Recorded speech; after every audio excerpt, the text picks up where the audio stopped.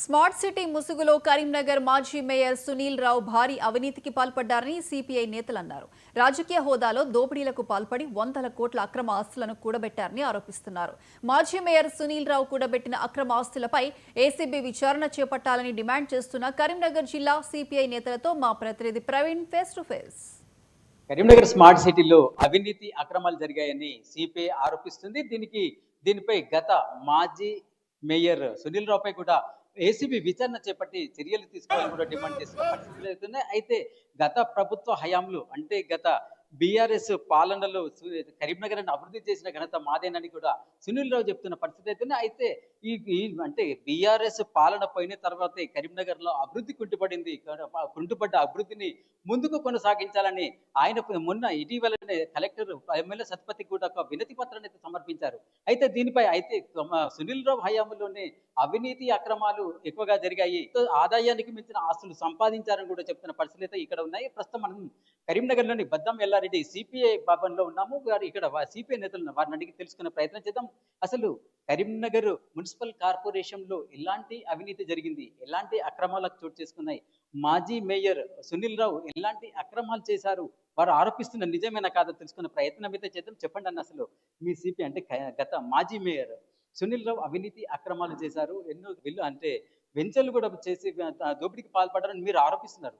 అసలు దీన్ని మీరేమంటారు? అసలు గత బీఆర్ఎస్ ప్రభుత్వంలో స్మార్ట్ సిటీగా ఏర్పడినటువంటి కరీంనగర్ నగరంలో మేయర్ గా పనిచేసినటువంటి సునీల్ రావు గారు ఇష్టారాజ్యంగా వ్యవహరించడం వల్ల, ఆ రోజు బీఆర్ఎస్ నాయకులు ఇష్టారాజ్యంగా వ్యవహరించడం వల్ల కరీంనగర్ లో కోట్ల రూపాయల నిధులు కేంద్రం నుంచి వచ్చాయి, రాష్ట్రం నుంచి వచ్చాయి.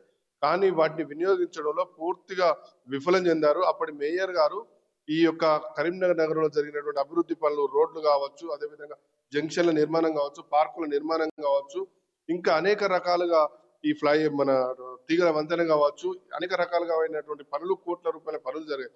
కానీ ఏ పనిలో కూడా నాణ్యత లేదు. నాణ్యత లోపించి ఇష్టారాజ్యంగా వారికి నచ్చిన విధంగా నచ్చిన కాంట్రాక్టర్లను, అంటే బినామీ కాంట్రాక్టర్లు ఏర్పాటు చేసుకొని ఒక గ్రూప్ గా ఏర్పడి పూర్తిగా కరీంనగర్ ను విధ్వంసం చేశారు. ఈ రోజు కరీంనగర్ నగరంలో కోట్ల రూపాయలు సంపాదించి ఈ రోజు నేను ఏమీ తెలియదు అని చెప్పి చెప్తా ఉన్నాడు. గత ప్రభుత్వంలో అవినీతి జరిగిందని ఆయన్నే అంటాడు. ఒక మేయర్ గా పనిచేసిన నాకు అభివృద్ధి జరిగిందని చెప్తా ఉన్నాడు. ఆ అభివృద్ధిలో జరిగింది, కానీ అందులో అవినీతి జరిగిందని చెప్తా ఉన్నాడు. అవినీతిలో కూడా తన పాత్ర ఖచ్చితంగా ఉంది. అవినీతికి కారకుడు ప్రధానంగా సునీల్ రావే. అంటే ఆయన మేయర్ గా ఉన్నటువంటి ఆయన పురపాలక వ్యవస్థలో వేరే వాళ్ళు ఎమ్మెల్యే హస్తం ఉందని చెప్పడం, ఇంకోళ్ళ హస్తం ఉందని చెప్పి తప్పించుకోవడం సరైంది కాదు. బాధ్యుడు నువ్వు, మేయర్ గా పనిచేసింది నువ్వు, కాబట్టి నువ్వే ఈ అవినీతిలో ప్రధాన పాత్ర, ప్రధాన బాధ్యులు అని చెప్పి హెచ్చరిక. సంబంధించినటువంటి వెంచర్లలో కూడా వెంచర్లు ఏర్పాటు చేసి అనేక రకాలుగా అడ్జేశారు. జస్ట్ డిస్టర్బెన్స్ ఉన్నటువంటి ల్యాండ్స్ ను మీరు అడ్జేశారు. ఇట్లా ఎన్నో రకాలుగా చెప్పుకుంటూ పోతే అనేక రకాలుగా ఉంటాయి. కాబట్టి వెంటనే మీరు ఆరోపణలు కాదు, ప్రత్యారోపణలు చేయడం కాదు, మీరు నిజాయితీ నిరూపించుకోవాలని చెప్పి కోరుతా ఉన్నాం. ఈ జరిగిన అవినీతిలో సునీల్ రావుకి ప్రధాన బాధ్యత ఉందని చెప్పేసి సిపిఐ నాయకులు అంటున్నారు. అంటే బినామీల పేరుతోటి ఇష్టారీతన చెల్లాయించి కోట్లాది రూపాయలు వెచ్చించారని చెప్తున్నారు. కరీంనగర్ అభివృద్ధిలో చేసిన ఏ పనిలో కూడా నాణ్యత కొరబడిందని కూడా చెప్తున్న పరిస్థితుల్లో ఇక్కడ మరో సిపిఐ నేత ఉన్నారు, వారిని అడిగి తెలుసుకునే ప్రయత్నం చేద్దాం. అన్న, ఇప్పుడు రాజన్న చెప్పారు జంక్షన్లలో అవినీతి జరిగింది. మొన్న ఒక బోర్డు జంక్షన్ మీద ఏదో ఆరోపణలు వచ్చాయి. 25 లక్షల నుంచి 30 లక్షల విలువ చేయని జంక్షన్ మీద కూడా 80 లక్షలు బిల్ రాశారని కూడా తెలుస్తుంది. దీంట్లో అధికారులతో పాటు సునీల్ రావు పేరు కూడా వినిపిస్తుంది. దీన్ని మీరేమంటారు? అసలు ప్రధానంగా కమ్యూనిస్టు పార్టీగా మేము గత వారం 10 రోజుల కిందట మున్సిపల్ కార్యాలయం ముందట ధర్నా నిర్వహించడం జరిగింది. మేము నిర్వహించిన తర్వాత మేయర్ సునీల్ రావు గారు కలెక్టర్ గారికి ఉన్నటువంటి నగరపాలక సంస్థలో నేను ఎలాంటి అవినీతి పరుణ్ణి కాదు, నాకు ఎలాంటి అవినీతితో సంబంధం లేదని చెప్పిపోవాలి తప్ప, నీకు ఎక్కడ ఏ ప్రమాదం పొంచి ఉందో చెప్పి నువ్వు ఇలా బీజేపీ పార్టీకి పోయినావు.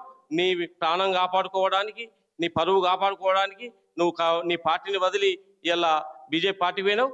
ఏదేమైనా నువ్వు ఒకవేళ నిజాయితీ పరునివే అయితే కమ్యూనిస్టు పార్టీగా మేము చేస్తున్న పోరాటానికి మాతో కలిసిరా, లేదంటే ఇలా కాంగ్రెస్ పార్టీ వాళ్ళు కూడా మెమోరాండాలు ఇస్తా ఉన్నారు.